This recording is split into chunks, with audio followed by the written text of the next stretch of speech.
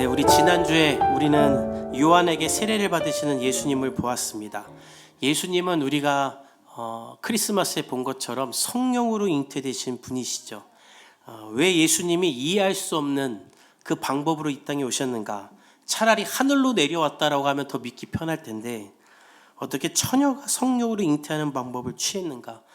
지금 우리 대한민국이 그것을 보여주고 있습니다. 죄로 가득 차서 악을 행하고 분열하고 나라가 이 지경이 되는데도 내 탓이라고 말하는 사람이 하나 없는 이 인간들, 그리고 이 틈을 타서 지금 동성애자들이 차별금지법 통과시키자고 매일 모여 있다고 하죠. 모든 게 무너지는 이런 이유는 아무리 좋은 정부를 세우려고 해도 인간 안엔 죄가 있기 때문에 그게 불가능하다는 것이죠. 그런 우리를 구원하기 위해 하나님의 아들 예수 그리스도는 인간이나 죄가 없는 모습으로 오기 위해 성령으로 잉태되어 이 땅에 오셨습니다. 그리고 모든 죄인들을 대표하는 죄인이 되겠다는 의미로 세례를 받으신 것이죠. 마치 이런 것과 같아요. 얼마 전에 차인표 씨의 이야기를 봤는데 그 첫째 딸이 뭘 이렇게 실수를 해가지고 강력본드가 눈에 들어갔답니다. 그래서 차인표 씨가 너무 놀라서 아이를 차에 태우고 병원으로 막 가는데 또 차가 엄청 막혔대요. 안과가 가는 길이. 근데 그 지옥 같은 시간 동안 이 차인표 씨는 머릿속에 딱 한 생각밖에 안 들었답니다. 예은아, 너 크면 아빠가 눈 빼서 줄 테니까 걱정하지 말아라. 너 안 보인다고 걱정하지 말아라. 아빠가 눈 줄게. 그 말만 1시간 동안 하면서 갔다라는 거예요. 다행히 아무 일도 없었다고 하는데 우리 하나님도 그런 거예요. 이 세상이 이렇게 엉망진창일 때 사람들은 자기들이 이 세상을 엉망진창으로 만들어 놓고도 서로를 비방하지만 우리 하나님은 오히려 이 엉망진창인 세상을 보며 아파하시고 우리를 대신해 이 세상을 회복할 예수 그리스도를 이 땅 가운데 보내셨다라는 거예요. 그리고 그런 우리를 대표해서 예수님이 세례를 받으셨죠. 하나님은 이것을 기뻐하시며 이 낮아지신 예수를 향해 그는 내가 사랑하는 아들이며 내가 기뻐하는 자다. 낮아지신 예수를 하나님이 다시 높여지시는 거예요. 그러니까 예수님께서 우리 나중에 보겠지만 자기를 위하여 높이는 자는 낮아지고 자기를 위하여 낮추는 자는 높아질 것이다 라는 말씀하신 이유는 낮아지는 자를 높이시는 하나님을 본인이 직접 경험한 간증이기 때문이에요. 저와 여러분 이 시대 가운데 예수님처럼 낮아지는 사람 되기를 예수님의 이름으로 축복합니다. 어떻게든 더 높아지려고 추잡스러운 짓을 행하는 사람들이 아니라 예수님을 따라 낮아져야 되는 거예요. 그렇게 낮아지신 예수님 앞에 오늘의 일이 일어나는데 우리 1절과 2절을 읽어봅시다. 시작. 예수께서 성령의 충만함을 입어 요단강에서 돌아오사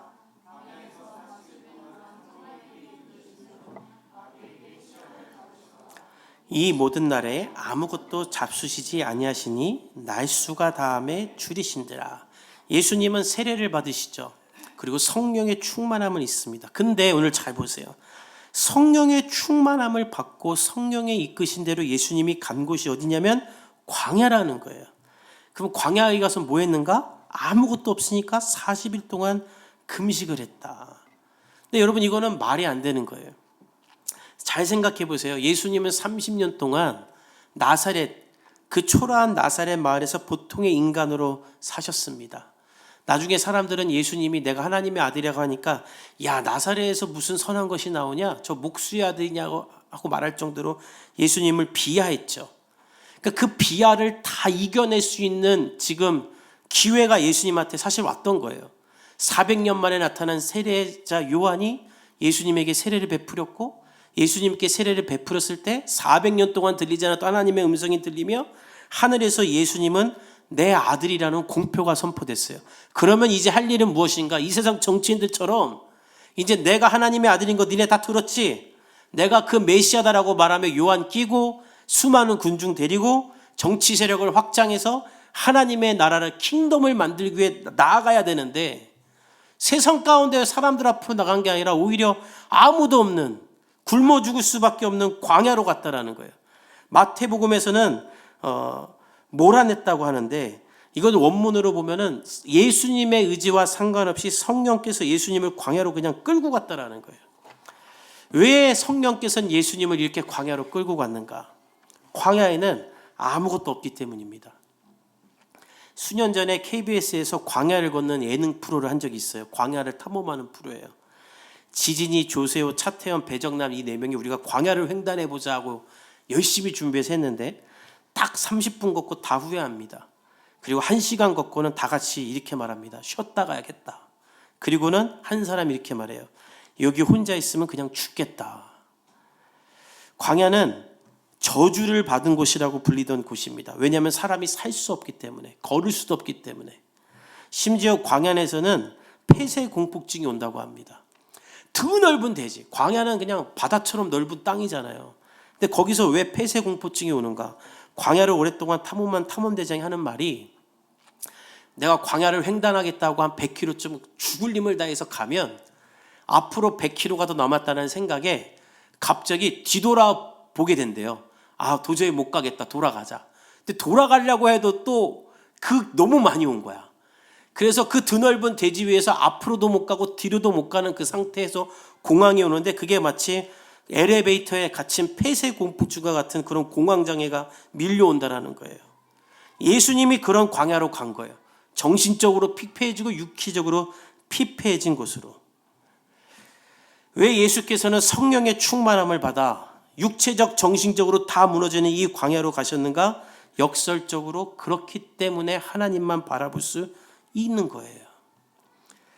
여러분, 우리가 왜 하나님만 바라보기가 힘듭니까? 하나님 말고도 바라볼 것이 우린 너무 많죠.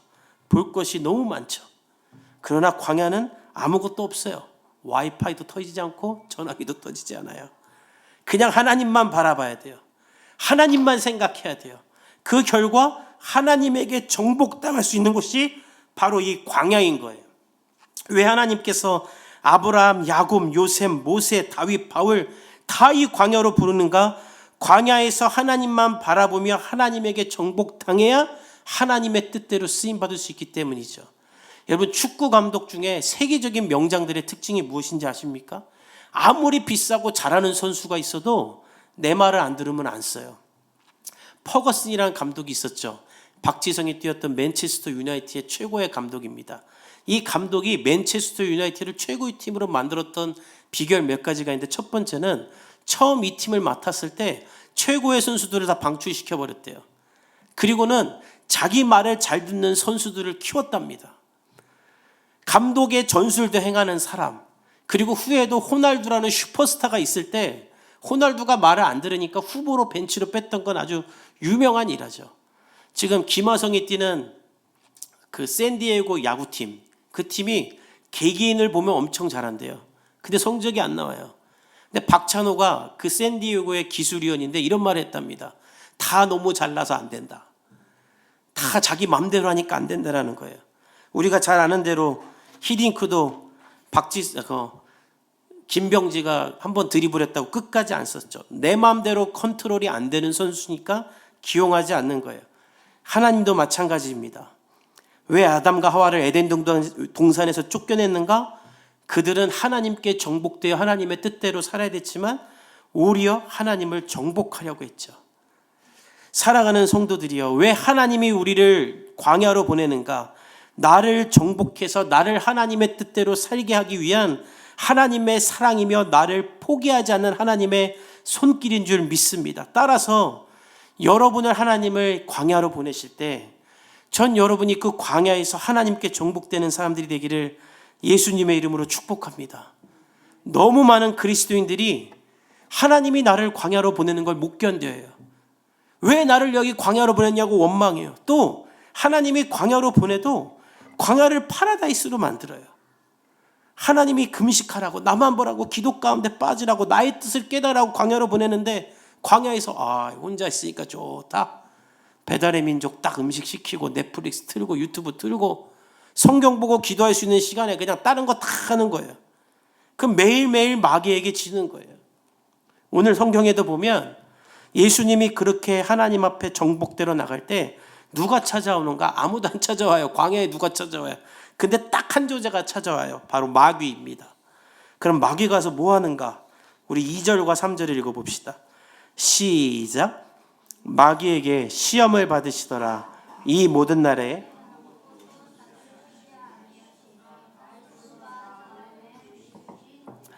마귀가 이르되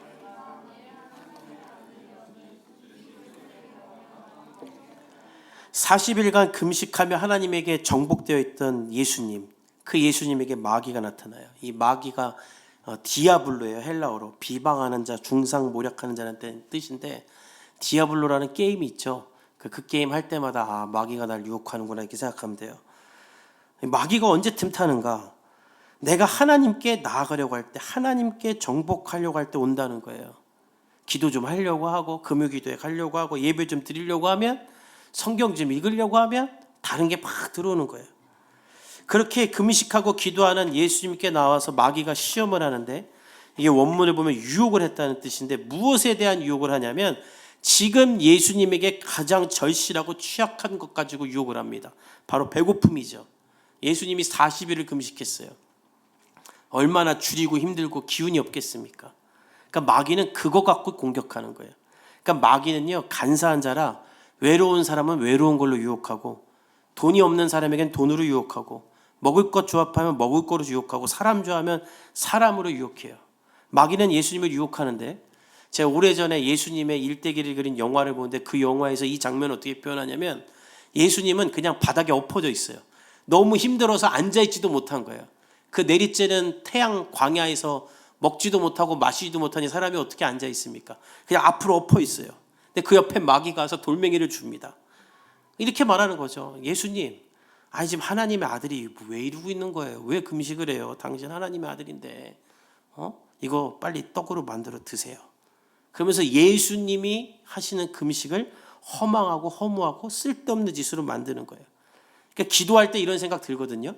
막 기도하면, 야 나가서 네가 열심히 똑바로 살아야지 이렇게 기도만 하면 뭐가 되냐 하면서 기도하는 것도 자괴감에 빠지게 하고, 하나님 의지하고 교회 가려고 하면은 네 앞가림이나 하려고 그러고, 선교하려고 그러면은 무슨 선교냐, 우리나라도 가난한 사람 많은데 이러면서 내가 하는 걸 다 무의미하게 만들잖아요. 마귀도 그러는 거예요. 하나님께 쏟는 에너지와 모든 것들을 허무하게 만들어요. 아니 왜 금식합니까? 당신 능력 있잖아요. 먹으세요. 예수님이 하나님께 정복되지 못하도록 예수님에게 가장 절실한 것을 주면서 예수님을 위하는 거예요. 그러니까 여러분에게 가장 절실한 것을 주는 사람이 하나님인지 마귀인지 분별하기 위해 기도하는 사람 되기 바랍니다. 이거 분간 못하면 마귀에게 놀아나는 거예요. 우리 예수님은 이 마귀가 나를 공격하는 것을 아시고 어떻게 말하시는가? 우리 4절을 크게 읽어봅시다. 시작. 예수께서 대답하시되, 기록된 바라는 말은 오늘 계속 나오는데 성경에 기록된 바를 뜻하는 거예요. 예수님은 성경에 특히 신명기 8장 3절에 보면 하나님이 모세와 이스라엘 백성들이 광야에 있을 때 만나를 주셨잖아요. 40년 동안. 그 만나를 주신 목적이 하나님의 말씀으로 하나님이 너희를 살리시는 것을 깨달으라라고 주신 것이다. 다시 말해서 우리는 먹고 살려고 사는 존재가 아니다. 내가 너가 주는 그 떡 먹으려고 지금 여기서 금식한 게 아니다. 나는 하나님의 뜻을 위해 사는 존재다라는 말이에요. 요한복음 4장 33절에 이 말씀을 다시 이렇게 하시는데, 우리 자막을 통해 한번 같이 읽어봅시다. 요한복음 4장 34절 함께 읽겠습니다. 시작. 예수께서 이르시되 나의 양식은 나를 보내신 이의 뜻을 행하며 그 일을 온전히 이룬. 잘 보세요. 나의 양식은 나를 보내신 이의 뜻을 행하며 그의 일을 온전히 이루는 것이다. 이건 무슨 말이냐면, 나는 먹고 살려고 사는 존재가 아니라 나를 보내신, 다시 말하면 하나님의 뜻을 행하며 하나님의 일을 온전히 이루는 것이 내가 사는 이유지, 그래서 이 금식을 하는 것이지 내가 먹고 안 죽으려고 사는 게 아니다. 그리고 사단의 유혹을 버린다라는 거예요. 사단은 우리가 사는 존재의 이유와 목적을 더 먹고 더 잘 살고 더 누리는 것으로 만들죠.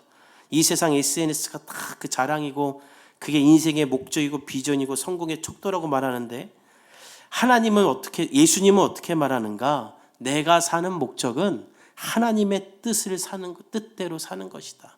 하루를 살아도 하나님의 뜻대로 살고 그의 일을 온전히 이루는 것이다. 저와 여러분도 이 세상 살 때 이 예수님처럼 하루를 살더라도 하나님의 뜻대로 사는 주의 백성들이 되기를 예수님의 이름으로 축복합니다. 이 세상 끝나고 때, 야, 난 이 세상 그래도 해볼 거 다 해봤다라고 죽는 사람이 아니라 나는 하나님의 뜻을 이뤘다. 하나님이 나에게 맡겨주신 이 사명은 내가 해냈다라고 말하고 이 세상 떠날 수 있는 사람이 되어야 되지 않겠습니까? 근데 이게 세상의 마귀가 말하는 그 세상의 성공하고 다 섞여버리면 아무것도 이루지 못하게 돼요. 저도 개척하자마자 팬데믹이 터지면서 팬데믹 광야에 들어갔었죠. 그때 제가 깨달은 게 있다면 더 큰 교회, 더 많은 성도, 안정적인 재정을 가진 교회를 하는 것이 내 목회의 비전이 아니라 1, 2년을 하더라도 하나님의 뜻대로 말씀 전하고 성도들을 위해 기도하는 교회를 하자. 큰 교회 세우고 사람들 많이 불러 모아서 뭐 하는 게 아니라 그냥 한 사람 한 사람 사랑해주고 그들을 위해 기도하는 교회를 하자. 이것이 내 목회이다라고 정할 수 있었어요. 하나님이 광야에서 저의 목회적 야망을 쓸어버린 것이죠. 그런데 사단은 어떻게 말하냐면, 야, 너는 목사가 돼가지고 성도 맨날 20, 30명 넣고 그렇게 목회하냐? 그 뭐 의미가 있냐? 딴 데 가라. 개나 줘라. 그리고 계속 저로 하여금 인생의 불만족 속에서 하나님의 계획과 뜻은 없게 하고 사단이 주는 야망으로 교묘히 표장해서 목회를 하게 만드는 것이죠. 여러분의 사업과 인생도 사단이 그렇게 할 수 있다는 거예요. 그런 유혹을 매일매일 우리에게 준다는 거예요. 저는 그때 여러분이 그 사단의 유혹을 예수님처럼 말씀으로 물리치는 사람들 되기를 예수님의 이름으로 축복합니다. 예수님은 그렇게 쫓아내는 거예요. 그런데 문제는 마귀가 졌다고 포기하는 게 아니라 또 찾아와요. 우리 5절에서 7절을 읽어봅시다. 시작. 마귀가 또 예수를 이끌고 올라가서 순식간에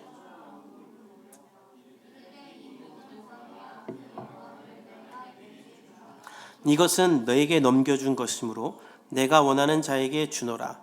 그러므로 내가 만일 내게 절하면, 마귀는 지쳐 쓰려는 예수님을 부축까지 해줍니다. 그리고 높은 곳으로 이끌어가요. 그러니까 여러분, 우리가 지쳐 쓰러질 때 나를 부축하는 게 마귀일 수도 있어요. 그러니까 여러분 지쳐 쓰러져 있을 땐 빨리 교회로 오세요.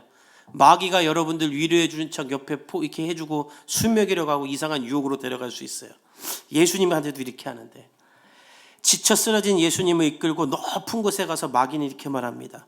이 모든 권위와 영광을 너에게 주겠다. 이 말은 로마 제국 통치 안에 있던 모든 나라들, 그리스, 수리아, 애굽, 유대 등을 보여주면서 이것을 다 예수 너에게 줄게라고 말하는 거예요. 그러니까 이게 마귀가 착각하는 건데, 6절에 보면 이것을 주겠다라고 말하며 이것은 내게 넘겨준 것이므로 내가 원하는 자에게 주노라라고 하죠. 마귀가 이 세상을 자기 마음대로 막 컨트롤하다 보니까 하나님이 이 세상에 모든 권한을 나에게 넘겨줬구나라고 지 혼자 착각한 거예요. 그러니까 지금 우리나라가 이렇게 혼란스럽고 어지러울 때 마귀는, 야, 이제 대한민국 내가 먹었다, 지 혼자 이렇게 생각하는 거예요. 그러나 그 주권은 하나님에게 있는 줄 믿습니다. 마귀는 그렇게 말하면서 예수님에게 말하는 거예요. 야, 이 모든 주권이 나에게 넘어왔으니 너한테 줄 테니까 나한테 절하고 내 밑으로 들어와라. 하나님은 너 십자가에서 죽이려고 하잖아. 난 너와 같이 이 세상을 다스려주는 사람이 되기를 원한다. 왜 저런 인간들을 위해 네가 죽어야 되냐? 너 나와 동역하자. 그러면서 예수님을 자기 편으로 끌어들이는 거예요, 마귀가. 그러니까 사업하는 사람들은 이런 걸 조심해야 돼. 이 세상 주겠다면서 유혹하잖아요. 예수님은 그 마귀에게도 말하십니다. 8절을 읽어봅시다. 8절 시작. 대답하여 이르시되 기록된 바 주 너의 하나님께 경배하고. 예수님은 사단의 말에 다시 한번 신명기 6장 13절에 기록된 말씀으로 대응하십니다. 기록된 바 주 너의 하나님께 경배하고 다만 그를 섬기라. 우리가 사는 존재의 목적은 하나님을 예배하는 것이지 세상의 주인이 되는 것이 아니다. 세상이 내 것이 아니라 내가 하나님의 것이고 나는 하나님의 영광을 위해 살아야 된다라고 하며 본인의 분명한 정체성을 마귀에게 말하는 거예요. 나의 목적은 예수님을, 하나님을 경배하고 그를 섬기는 것이다. 나는 세상을 취하기 위해 이 땅에 온 게 아니라 세상을 구원하기 위해 하나님의 영광을 위해 이 땅에 왔다라고 말하는 거예요. 마귀는 도저히 예수님을 이길 수 없자 다시 예수님을 끌고 이제 예루살렘으로 데려갑니다. 우리 9절에서 11절을 읽어봅시다. 시작. 또 이끌고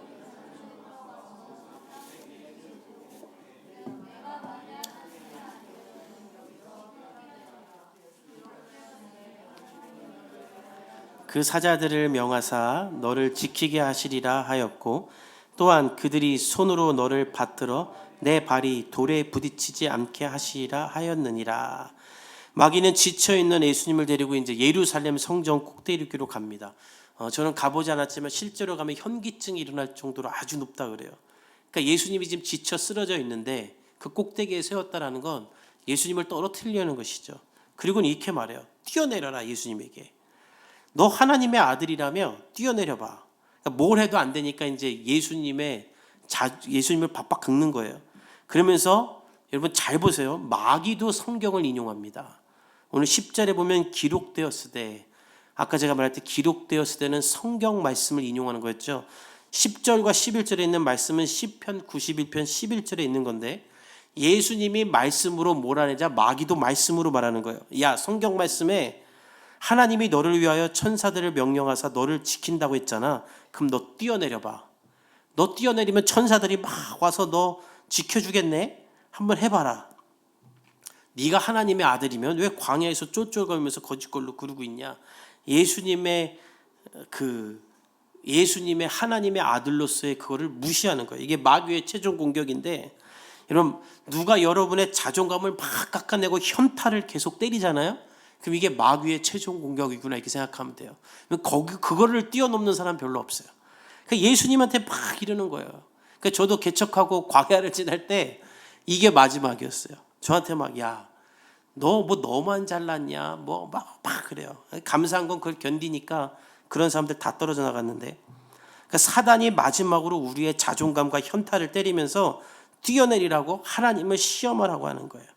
근데 예수님은 어떻게 하시는가? 우리 12절과 13절을 읽어봅시다. 시작. 예수께서 대답하시되 시험하지 말라 하였느니라. 마귀가 모든 시험을 다한 후에 얼마 동안 떠나니라. 신명기 6장 16절에 하나님을 시험하지 말라는 말씀이 있죠. 예수님은 마귀에게 하나님을 테스트하지 말라 그랬다. 내가 뛰어내리면 하나님이 구해줄까 안 구해줄까 하나님을 테스트한다는 것 그 자체는 내가 하나님을 믿지 못한다는 거잖아요. 그러니까 여러분 우리가 왜 자존감이 떨어지고 현타가 오냐면 내 미래를 책임지는 하나님을 믿고 신뢰하지 못하니까 계속 내가 위축되고 하나님을 시험하고 싶고 마귀의 유혹에 빠지는 사람이 되는 것이죠. 오늘 이 본문을 통해 우리가 무엇을 깨달아야 되는가? 하나님은 우리를 사랑하시기 때문에 우리를 광야로 보내십니다. 내 옆에 아무도 없는 것 같고 날 위로해 주지 않는 것 같고 여러 가지로 결핍함 상황 가운데 나를 보내세요. 왜냐하면 거기서 하나님이 나를 정복하기 원하기 때문이죠. 근데 그때 하나님만 나와 함께 계시는 것이 아니라 우리를 무너뜨리려는 마귀도 찾아온다라는 거예요.